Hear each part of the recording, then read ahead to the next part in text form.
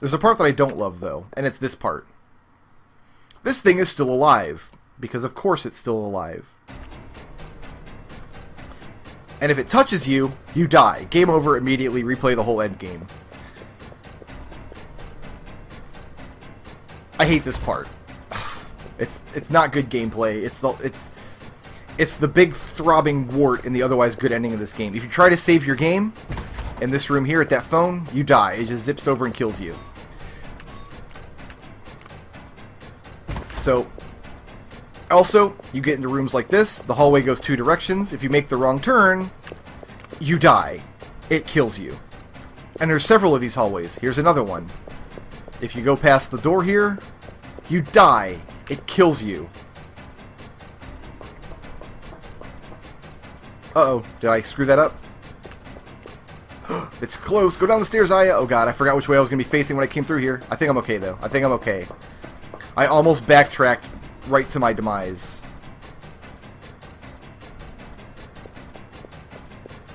But it worked out. If you keep going down that hallway, it's a dead end, and you die because it kills you. So, it's trial and error. There's like 3 places that there's trial and error in this endgame sequence, and I don't like it. I think I probably had to kill this boss 3 or 4 times before I finally got the endgame sequence to work the way it was supposed to. So we're going to,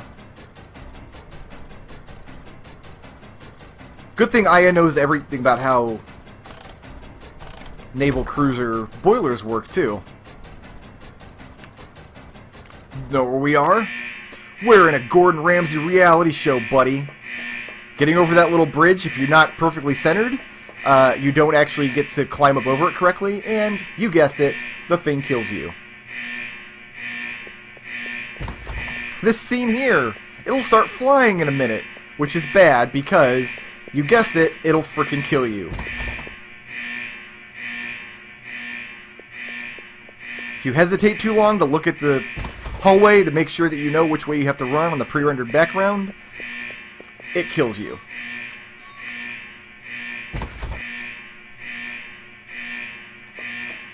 If you don't immediately run up these stairs and stay on this side of the stairs, this thing catches you when it flies up, and it kills you. And same in this room here, because it's going to speed way the hell up. If you don't stick and move immediately, it kills you. So, it didn't kill me at any of the 84 points that it could have killed me, which is good news for me. Aya's going to jump into the freezing water herself. The ship's going to explode with the ultimate being on it. Seems to be able to could have just done this in the first place and blown it up, but whatever. We had to wait for it to go through all of its stage of cough, cough, scare quotes, evolution, before it made sense. And now Aya's dying of hypothermia.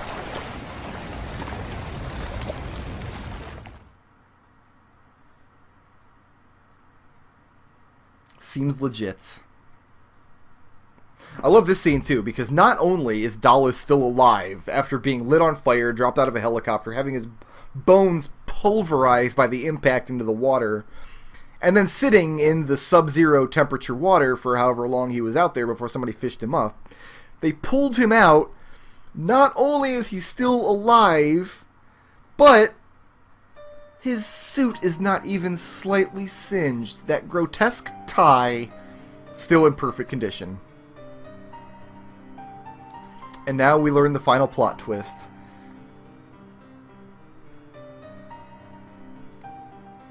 Aya got an eye transplant from Maya, which is where Aya got all of her mitochondria abilities. So Aya's mitochondria evolved down path A, and Melissa's mitochondria evolved down path B, and path B wanted to destroy the whole world and kill all humans, etc., etc. And path A just said, you know what, let's just be sexy forever. That's basically what they decided. That's something you don't learn until Parasite Eve 2, because Parasite Eve 2 takes place, what, 2 years later, 3 years later, a couple years later. This is 98, Parasite Eve 2 is 2001. So yeah, a couple years later. And I know Parasite Eve 2 is 2001 because one of the dates in that game, like at the end of the game, actually puts... Let me see if I can remember this correctly. takes place. It's like set right around the time of September 11th. Like if we take the Parasite Eve 2 canon as fact, I believe it places Dallas in New York on 9/11, which is a kind of a fitting end for the character, I suppose. Considering he doesn't come back ever. They never mention him again in the sequels, unfortunately. If he had been in Third Birthday, if Daniel Dallas was in Third Birthday, he would have curb-stomped every terrible character in that game and said, you know what? I am way too old for this shit. I'm not putting up with any of this. That game would have been much better with Dallas. You should have played Dallas and killed everybody else. That would have been a great way to end that game.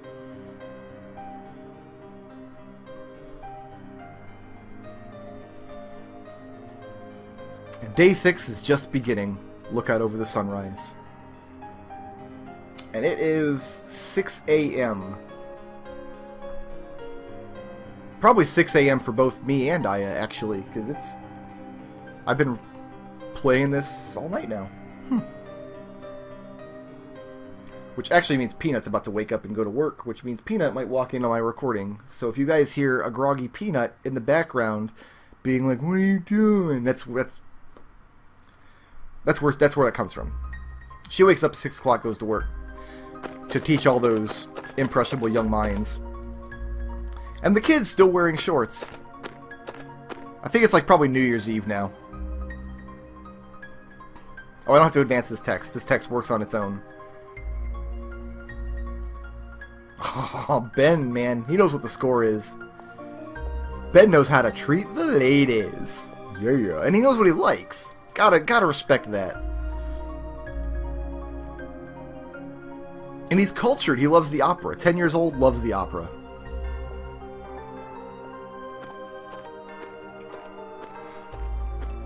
And Mina didn't even think to dress up to go to the opera. He's just wearing his scrubs or whatever.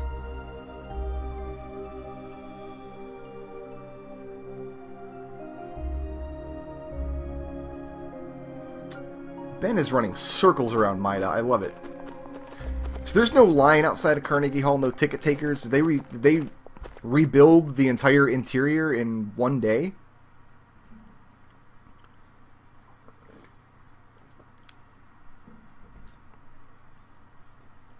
This is your chance, Maida. This is your chance. You can make your move right now.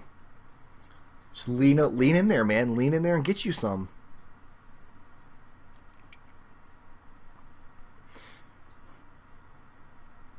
The lighting in this scene doesn't work for me. The pre-rendered audience members are lit much differently than the main characters. Oh well.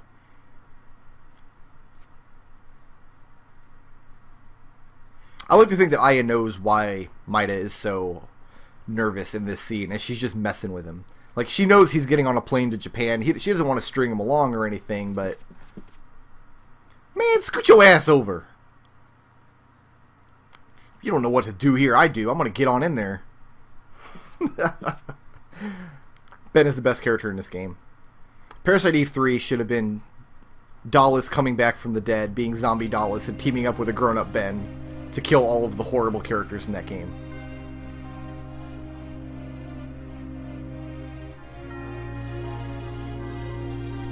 Oh, did I hit reset by mistake? This is how the game opens. My bad.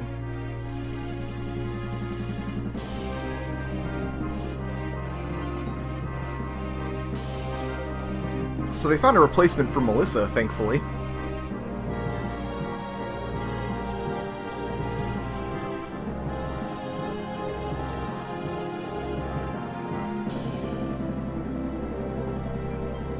Not quite as busty, I guess, but probably just as talented as a singer. That might have been her understudy that she was so worried about. Because you remember, Melissa was worried that her understudy was going to have to take her place in the play because she was all sick.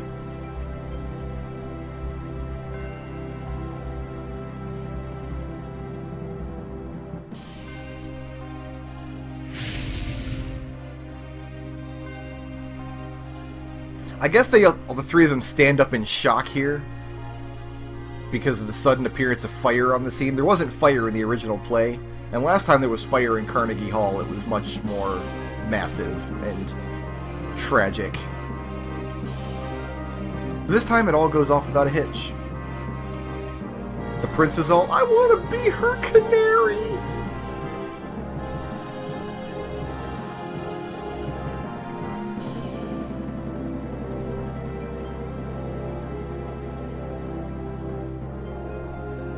So why did the guard walk in with a torch? Was he going to burn her right there in the throne room?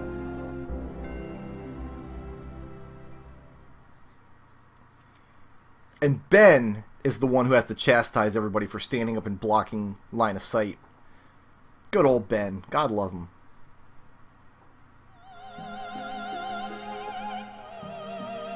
We don't get a CG render of this opera singer's stretchy mouth like you did with Melissa. She's not an important enough character. She doesn't turn into a monster and try to kill everybody, so not as interesting.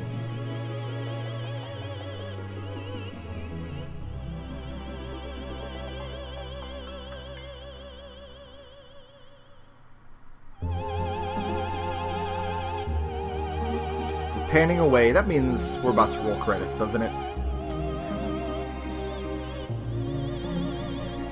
Fade to black. And so ends Parasite Eve. Oh, wait, no. Wait, do we have time for one more plot twist in this game? There's no gameplay left. What's left to... Uh-oh. Eyeball exploded. That's not good. Little X-Parasites. Oh, goodness. This is not good. Maida hasn't shaved all week. What? Ben already told you to sit down, Aya. What are you... Now she's just being inconsiderate. And everybody in the audience has laser vision, which suggests there's more to this game?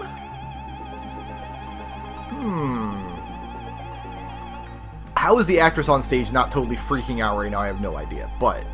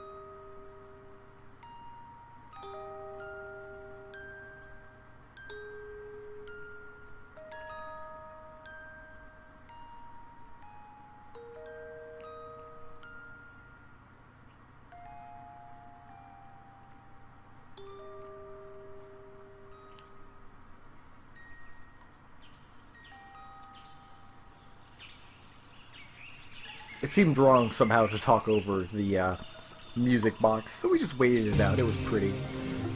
This song here is called Somnia Memorias, and it's the ending theme to Parasite Eve.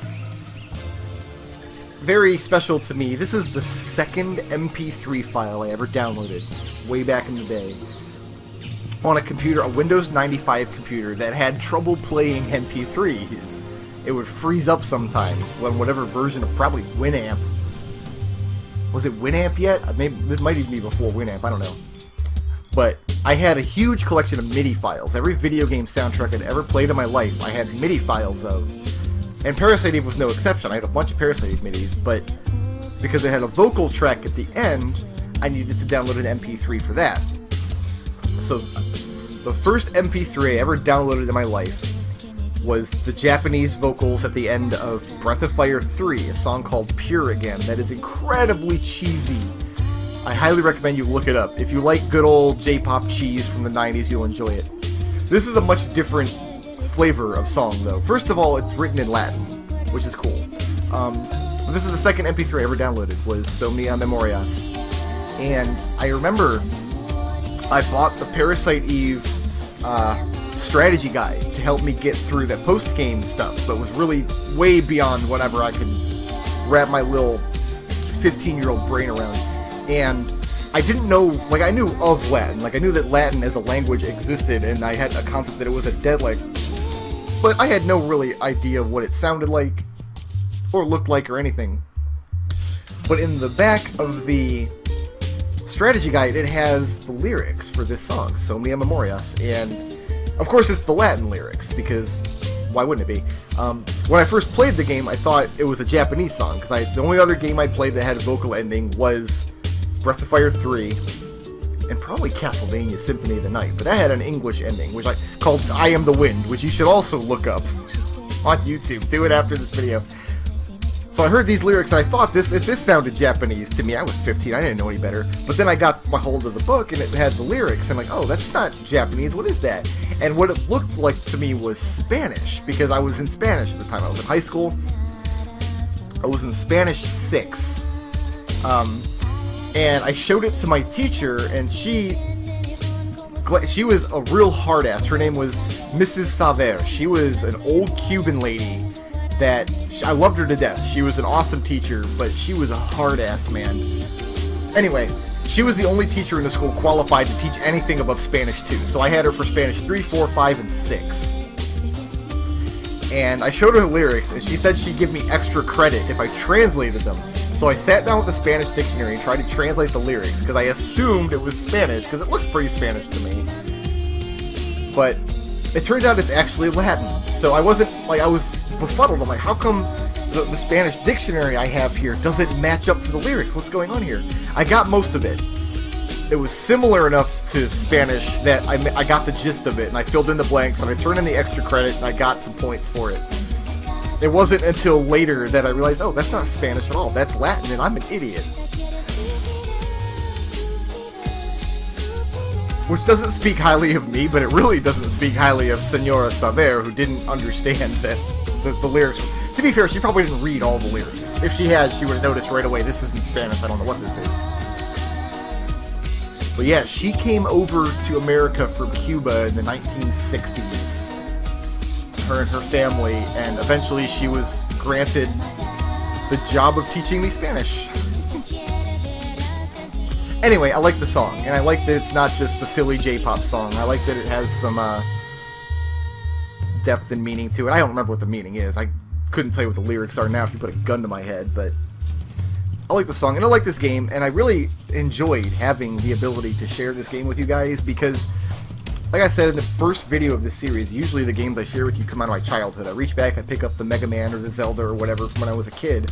When I got to high school, in my adolescence, I played almost exclusively RPGs, and first of all, most of those games wouldn't make for a good Let's Play, and second of all, most of those games weren't good. Parasite Eve is special in that it's short enough that I can do a Let's Play of it, that you guys just watched. Thanks for watching, by the way. And, the gameplay is solid enough that it's worth playing now, even though I've evolved in the point, I've mutated in the point of my gameplay and career that I no longer care so much about stories. I'm more about fun gameplay now. Reaching back, I could not go back and play Grandia or Shadow Madness or Wild Arms or any of those crappy 32-bit RPGs that I dumped so much of my life and bank account and time into back in high school. Parasite Eve I can reach back and play, and I still love it. And I hope you all love it too. I hope I've inspired at least a couple of you to hop on PSN and grab it. I say that, but honestly, most of you who have access to PSN probably have PS4s, and I don't know if it's available on PS4. I didn't buy the new consoles, guys. If I'm recommending a game to you that's not actually available on the platform you own, I'm sorry, but whatever. Play it if you have the opportunity. I recommend it. It also felt wrong to talk over that black screen for some reason. So we got 3,000 bonus points. That's plus 30 offense when we do the X game. And I'm going to go ahead and save in... It's safe to save in this bottom slot here. Right there. We're going to overwrite that. We are done with the main Let's Play. If you were just here for the along for the ride to see me complete the game, you all are dismissed. For those of you who are hardcore into Parasite Eve, please stay tuned because we've got more to go. A lot more. Thanks for watching.